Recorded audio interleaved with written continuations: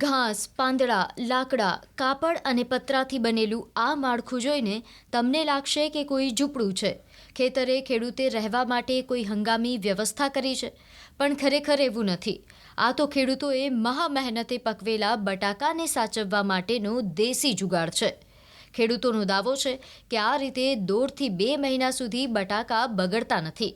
બટાકા સાચવવા માટે આજકાલ કોલ્ડ સ્ટોરેજની અછત છે. એટલું જ નહીં, કોલ્ડ સ્ટોરેજના ભાડા પણ પોસાય એમ નથી. ત્યારે ખેડાના એપ્રુજી ગામના ખેડૂતોએ દેશી જુગાડ અપનાવ્યો છે. દેશી કોલ્ડ સ્ટોરેજ તૈયાર કરનાર ખેડૂતનું કહેવું છે કે જમીનમાં 2-3 ફૂટ ઊંડો ખાડો ખોદવામાં આવે છે અને ત્યારબાદ લાકડાની થાંભલીઓ ઊભી કરી તેના પર પતરા નાખવામાં આવે છે.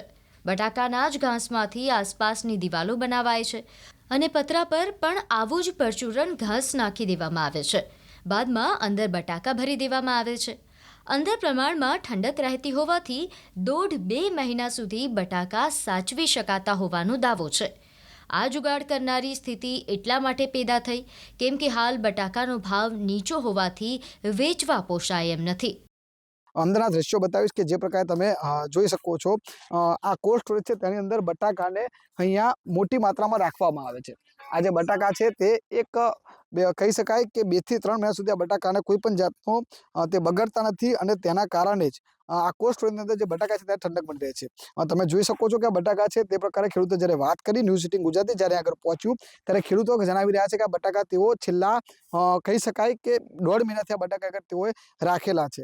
એક નીચે ખાડો કરી અને તમામ બટાકા છે તે રાખવામાં આવતા હોય છે. મહત્વની વાત કરવામાં આવે તો આ જે કોલ્ડ સ્ટોરેજ છે તે બનાવવા પાછળનો ખર્ચની વાત કરી જ્યારે ખેડૂતો પાસે ત્યારે જાણવા મળ્યું કે આ કોલ્ડ સ્ટોરેજ બનાવવા માટે તેઓને કોઈ પણ પ્રકારનો ખર્ચ નથી લાગતો. માત્ર જંગલમાંથી લાકડા લાવવામાં આવે છે.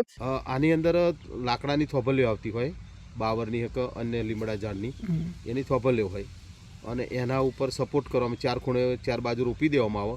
પછી એમાં આડા લાકડા મૂકવામાં આવે. આડા લાકડા મૂકીને એના પતરો મૂકવામાં આવે અને ગોળ ફરતે એને કટલો બનાવવામાં આવે અને જે ઘાસ બટાકાનું વધેલું ઘાસ હોય એ જ ઘાસ એની અંદર ફિટ કરી દેવામાં આવતું હોય. એના લીધે પવન અંદર ના જઈ શકે અને બટાકો બગડી ના શકે અને ગરમ થાય નહીં બટાકો.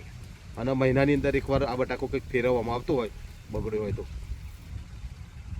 કેટલો ખર્ચો થતો છે બનાવવા પાછળ? આ તો ખર્ચો બહુ ના થાય કારણ કે બધું ખેડૂતનું મટીરિયલ જ હોય. ખેડૂતના ખેતરના શેડ થોભલ્યો હોય, ના હોય તો જંગલમાં કાપી લાવો, બરાબર. એટલે અને પોતાનો પતરો હોય એટલે ગમે તે નાખેલો હોય તો વધેલો હોય તો અહીંયા ખેતરની અંદર એક ખૂણાની અંદર ઊભું કરવામાં આવતું હોય છે. નજીકમાં કોલ્ડ સ્ટોરેજ નજીકમાં હોય નહીં આટલા વિસ્તારમાં, વાત્રા કોઠાગારામાં, એટલે એમને કપડવન સુધી લોબું થવું પડતું હોય. હવે કપડવન જ્યારે જવું હોય તો એમને ભાડું પોહાય નહીં અને શરૂઆતમાં મોંઘો બિયારણ ખરીદ્યો હોય ખેડૂતોએ અને બટાકાની જ્યારે ઉપજ જ્યારે પાકી જતા હોય બહાર કાઢવામાં તાર ભાવ ગગડી જતો હોય એટલે 1500 રૂપિયાના ભાવનું એક બોરી લીધી હોય 40 કિલો. અત્યારે એનો 20 કિલોનો 75 થી 150 રૂપિયાનો ભાવ હોય. એટલે ખેડૂતોને પોહાય ના એટલે દેશી જુગાડ કરીને આ બટાકા અહીંયા સંગ્રહ કરી રાખે અને આ છાપરાની અંદર રાખી શકે. અને જે બટાકાનું પરાર જે દેખાય ને આપણે સામે એ પરારની અંદર ઉપર ઢોકી દે એટલે બહારનો તડકો અંદર ના જાય કે પવન ના જાય અને વરસાદી કુદરતી ના આવે એટલા માટે ઉપર પત્રની વ્યવસ્થા કરવામાં આવે. કોલ્ડ સ્ટોરેજમાં સાહેબ ખર્ચો વધી જાય ખેડૂતના, કોઈ પોસાય નહીં. બટાકાનો ભાવ નીચા આવે, કોલ્ડ સ્ટોરેજનો ભાવ બધો ખર્ચો પોવાય નહીં. તે દેશી જુગાડ કરવો પડે. આ દેશી જુગાડમાં કોઈ ખર્ચો થતો હોય છે? કેટલો ખર્ચો? દેશી જુગાડમાં સાહેબ ખર્ચો તો નહીં પણ મહેનત થાય. ના એવું નહીં, એવું ના થાય. લાકડા લાવવા પડે, પછી ખાડો કરવો પડે 2-3 ફૂટ ફરતે, પછી બધું ઠંડક રહેવું, ઘાસ નાખવું પડે ઉપર. કયું ઘાસ વાપરો છો? આમ તો ઘાસમાં તો શું કે બટાકાનું ઘાસ ઉપર નાખવામાં આવે, પછી પેલું ફળ ઉતરી ગયું સાદ એનો ઉપયોગ કરવામાં આવે. આટલા સારું કોઈ ટેરેજ હ નહીં તો અમે ક્યાં મૂકવા જઈએ? કપડાને મૂકવા જઈએ તો અમારે મોંઘું પડી જાય. 50 રૂપિયા કટ્ટે લાગી જાય. માલ રાખવો કેવી રીતે? બગડી જાય. તારી ભાવ હ નહીં 150 સુધી આવી ગયો અને 1500 રૂપિયાના ભાવનો કટ્ટો ગાલી હોય, બીજું ત્રીજું વીઘા અમારે 50-60 હજાર ખર્ચો લાગી જાય અને અમને પાલવતું નહીં.